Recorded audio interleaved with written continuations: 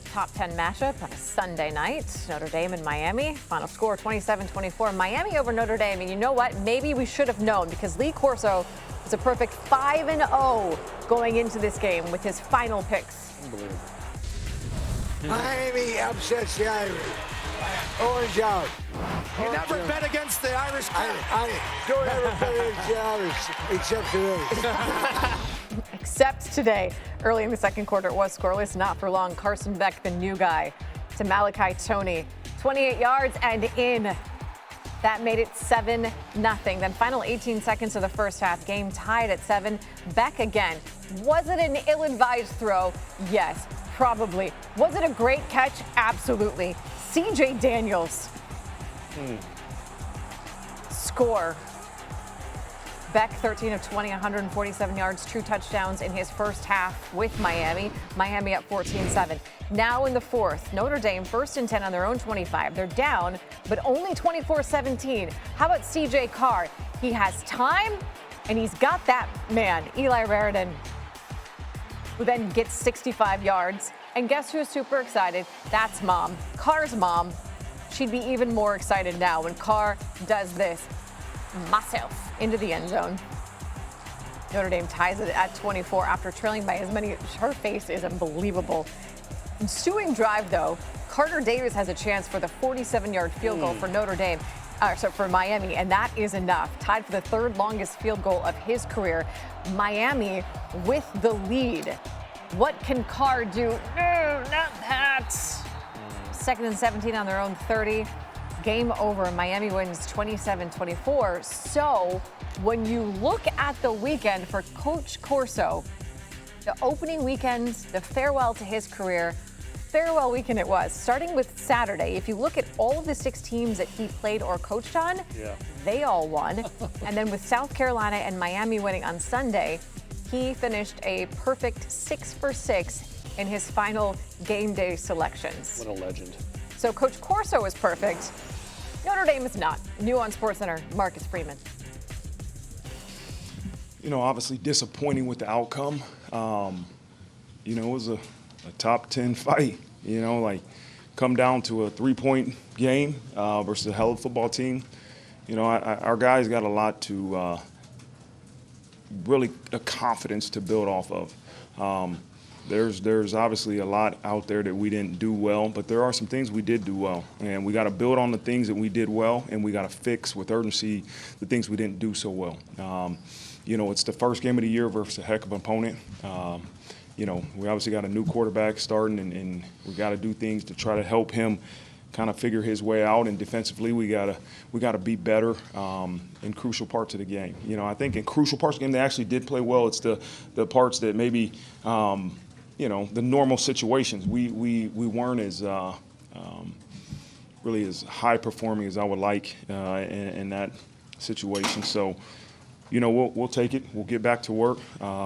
You know, look at ways to fix it and utilize this bye week and get ready for our next opponent, A&M. Front row, Tyler Marco.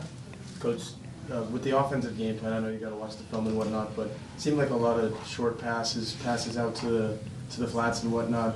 Was that the game plan going in, and what were you guys thinking? Yeah, I've said this before. It was creating some easy throws, some easy decisions. You know, obviously some RPOs, and hey, you can hand the ball off, or depending on what the defense does, pull it and throw it. You know, we started to say later in the game that stop reading it, hand the ball to J. Love, and we need to establish this run game.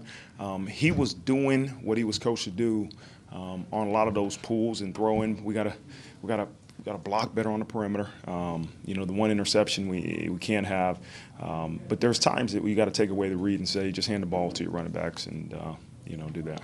Overall, what did CJ show you tonight? He's going to be a really good quarterback. Everything that I've thought he was going to be. His ceiling is so high. You know, he's going to have to learn to take this loss and, you know, not let it beat him up too much because he's an ultra competitor. But he's, you know, he's a gamer, man. He performs when the lights are on. He prepares his tail off. You know, he had answers for questions that myself or Coach Denbrock would have, and he's going to do great things, man. It's just a start for him. Third row, Jackson Neal. How do you think CJ responded after that interception? Great. Great. Came back and drove us down for a field goal. And then the next drive after that was a 75-yard touchdown drive. So I think it's pretty impressive after you throw an interception off the tip ball. You seem to have a little trouble getting pressure up front on defense. What were they doing up front that was making it so tough? They were protecting. We gotta be better with our 4-man rushes. You know, if we need to blitz 5, we will, but you're not going to be really successful on defense if you can't get pressure on the quarterback with 4-man rushes. And I felt like they did a good job protecting the quarterback. I think there was times where Beck had enough time to really figure out what coverage we were playing and put the ball where it needed to be put. You know, we got a little bit better pressure maybe in the end of the third, fourth quarter, but the expectation is throughout those 4 quarters you've got to be able to get 4-man pressure, rolling guys in there and create some pressure on the quarterback. Same row, Tim O'Malley.